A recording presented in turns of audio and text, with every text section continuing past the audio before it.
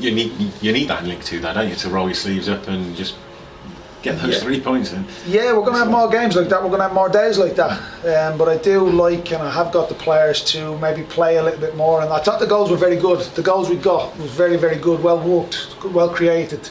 But we were a little bit sloppy at times. I think we didn't think clear under pressure. I think we got sucked into a different way of playing today that we haven't been playing like that over the last 4, 5, 6 weeks. So look, it was something different. Testament to the dressing room, testament to the players to come from 1-0 down against a really, really tough opponent, to go and score 3 goals, and to come away with the 3 points is testament to the character of our changing room. That's the key thing, because games like that, sometimes I think first goal crucial, especially them coming in with a big side. You think, oh blimey, to show that character, to come through it is encouraging. Well, I agree. I was kind of at half time thinking one goal, the first goal here could be crucial. So yeah, I agree with that. I was kind of on that thought process, and when the goal went in, it was a really sloppy goal. We allowed a diagonal ball to come in. Look, they were always, if ever they were going to score today, it was from crosses and it was from set pieces. We allowed the diagonal cross come into our box. We lost the header at the back stick, and then the second ball dropped down in our box and he puts it away. So there's 3 things that we will certainly be looking at. We'll certainly try to improve upon. But we knew it was coming, and it's frustrating when you warn and you train the lads against it, and it still happens. So that's probably frustrating on my behalf. But again, look, testament to the group. I keep saying it. They found another way. They found a different way. We changed shape. Omar coming on, the crowd then got up. The crowd, because let's be honest, I was probably with the player, or with the crowd for the first hour. I was probably asleep with them, because it wasn't something that you want to see. But it is what it is, and we had to dig deep. We had to put our tin helmets on, and we had to roll our sleeves up. That was what we were getting involved in today. We done it. We got through it. Now hopefully we can move on and move on to the next challenge. Good to have Omar back. Yeah, I just hope he comes through okay this evening and in the morning, and I hope he's bright and bubbly and fresh and fit and ready to go on Monday morning. Hopefully there's no reaction. It's always a danger when an injured player is out injured for a while and he's chucked on later in the game, because he's been sat on the bench for the best part of 60-70 minutes. So that's always a danger, and we try to guard against that. But he's come on, and I would say he's changed the game for us a little bit, to be fair. We were brave there. We went with the 3 strikers, with Seb, with Will and Omar.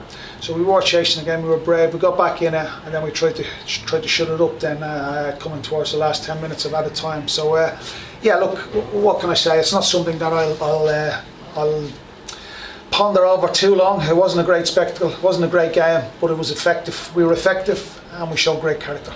I won't be a striker if he's squaring it at the end after coming back with it. Well, we've had words, and Adam Lewis was, I don't know what my left wing back was doing the last kick of the game when we're winning 3-1, sprinting from one box to the other. But look, that shows the fitness levels. But yeah, we've had words in there. I think it's happened on a couple of occasions last season as well. And he might get away with it, but if it was 0-0 or 1-0, or it was a key moment that we needed the goal, I don't think I'll be so calm. But look, he showed great fitness levels again. Him and Adam going from box to box. So he must have been working hard while he was out injured. He's gone from box to box in something like 8-9 seconds. So that's testament to him.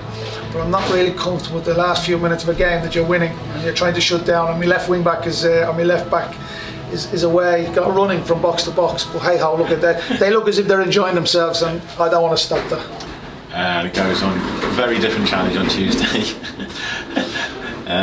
Excited by it?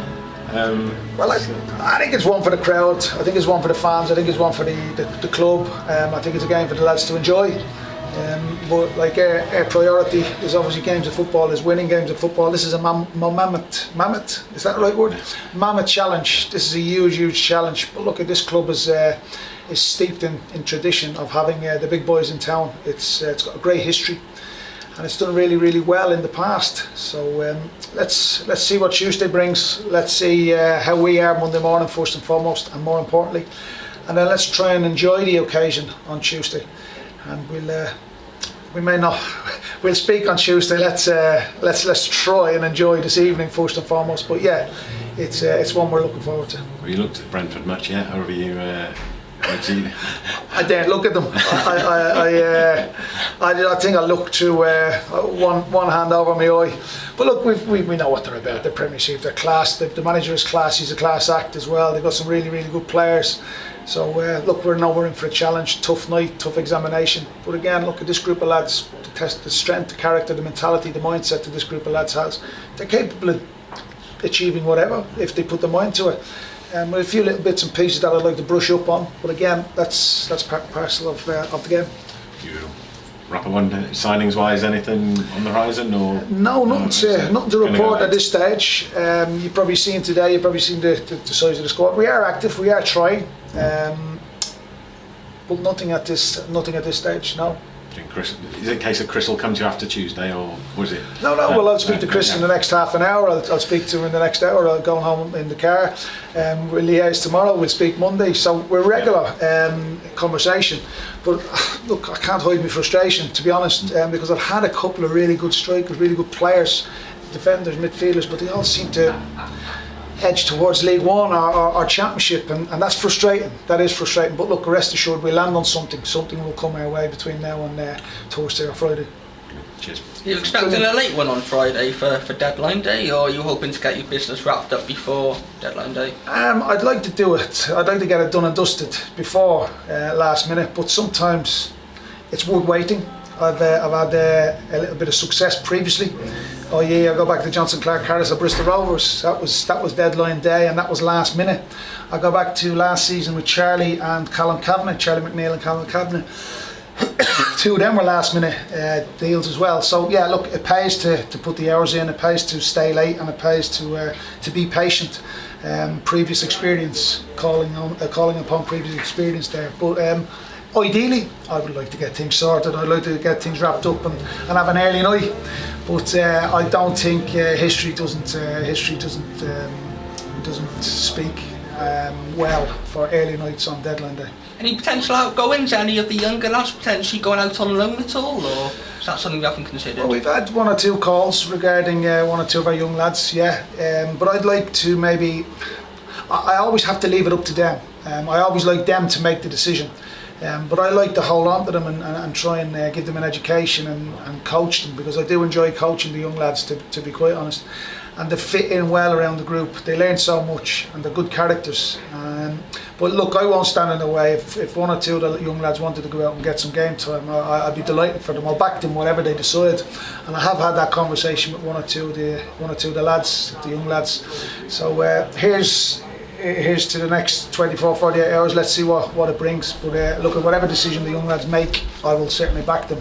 If they go, brilliant. If they stay, brilliant. But it's about their development. Another goal for Will Evans this afternoon. He really is a man in form and can't stop scoring, isn't he? Well, he should have scored in the first half if we want to be overcritical. He was one-on-one with the goalie. But look, he scored, he's flying. His work rate to the team, his attitude is different class. And you seen him there late on in the game. He was just desperate to get back into his old slot, a left wing back, just to see the game through. So, look, he's a winner, and he wants to win games of football. How do you approach a challenge like Brentford? Do you see almost as a free hit, or are there no free hits in football anymore? You probably go to bed, you cover your head, and don't wake up till Wednesday morning. That would probably be the idea.